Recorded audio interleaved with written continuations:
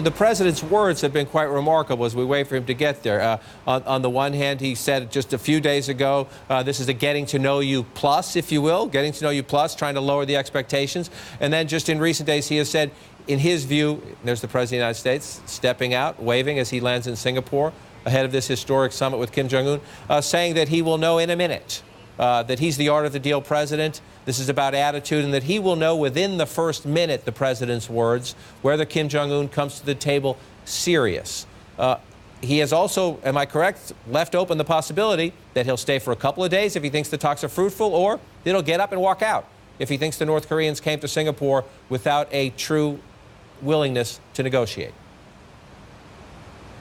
Yeah, John, nothing is concrete here. We could be here for one day. They could be in that meeting for 5 minutes together and the president could leave, or they could be here for several days. The president has floated the possibility of extending this summit to a few more days. The president has made two comments in the recent days leading up to this meeting that have raised the eyebrows of experts, and that is that he didn't feel that he needed to prepare because he said he had been preparing all his life for this. That does certainly speak to something. This has certainly been on the president's main priority list since he got into office last January. North Korea has always been his biggest national security threat. He even said that before he was in office, that North Korea was the top of his list if he ever became president. So that certainly is true. But about those concrete preparations, sitting down with Secretary of State Mike Pompeo, his new national security advisor John Bolton, those are the questions that have been raised in recent days. And then as the president was leaving the G7, he said that he would know within a minute if he was going to be able to make a deal with Kim Jong-un. Now that is the question up for debate here. How would you be able to know you're sitting down with this unpredictable North Korean dictator?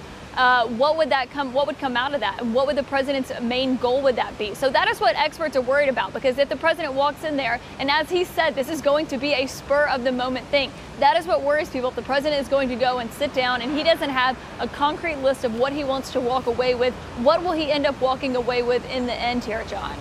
Caitlin Collins on the ground in Singapore. Caitlin, stay with us as we watch the president's now in the limousine. We'll watch him leave the airport, make sure he gets away safely, make sure there's no news on the ground there. As we do so, let's come back in the room for a minute, but I want to play a little bit more from the president here. The president on his way. Again, as Caitlin just said, the president said he'll know within a minute. Is he serious? The president is hoping to get a commitment from North Korea that he can hold up as worthwhile, that they are willing to negotiate a complete and verifiable denuclearization. That's a process that would take years. Everybody's skepticism is warranted because North Korea has a history of saying one thing and then immediately cheating on deals. But listen here to the president say, for Kim Jong-un, come to the table serious. This is your one shot. I think within the first minute, one-time shot, and I think it's going to work out very well. And that's why I feel positive, because it makes so much sense.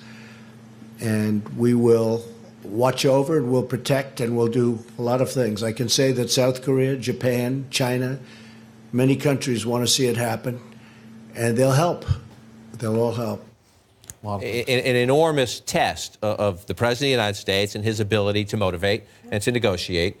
An enormous test of Kim Jong-un, who, frankly, the world doesn't completely understand. Mike Pompeo has had some face-to-faces with him, but it's the hermit regime. It's the least understood regime on the face of the planet. I guess part of my question is the president's mindset at all shaped? Richard Haass, the former U.S. diplomat, now at the Council of Foreign Relations, saying the president heads into the G7 knowing the wreckage he left behind, heads into the Singapore summit knowing the wreckage he left behind. And in Richard Haass's view, that this helps Kim Jong-un because the president now doesn't want to fail twice in a row or doesn't want to be seen as the problem twice in a row. Therefore, Kim Jong-un can come to the table, maybe asking more. Is there logic to that?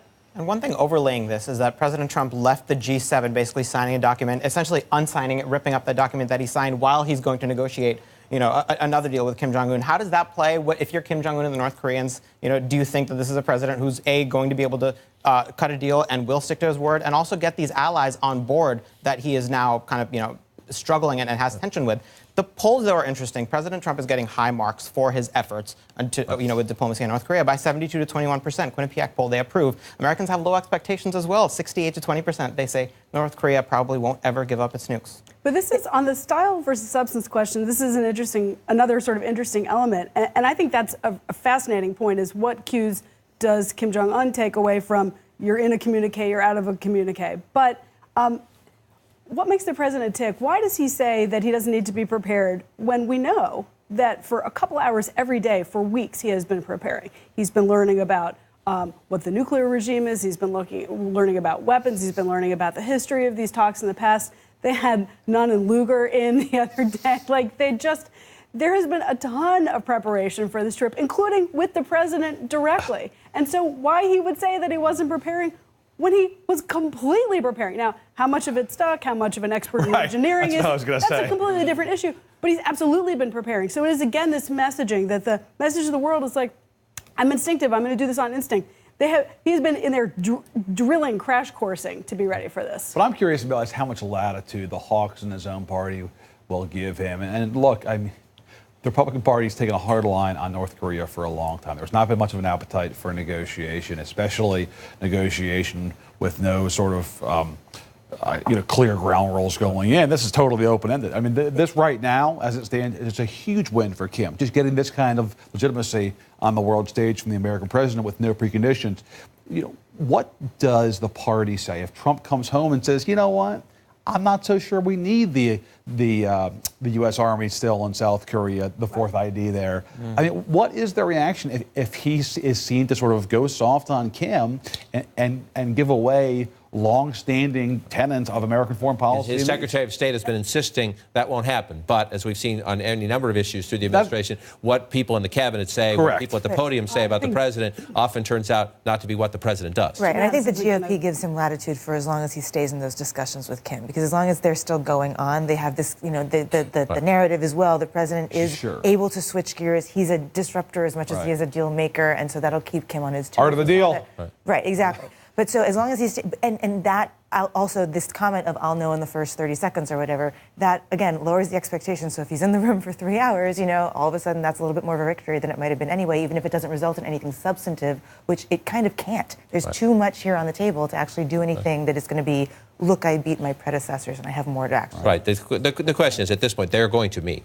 And so I don't care your politics. Every bit of skepticism is healthy. They're going to meet. Everybody should wish them the best. And if the president can get the United States into a diplomatic series of exchanges that keep them from testing nuclear weapons and firing missiles over Japan and threatening South Korea.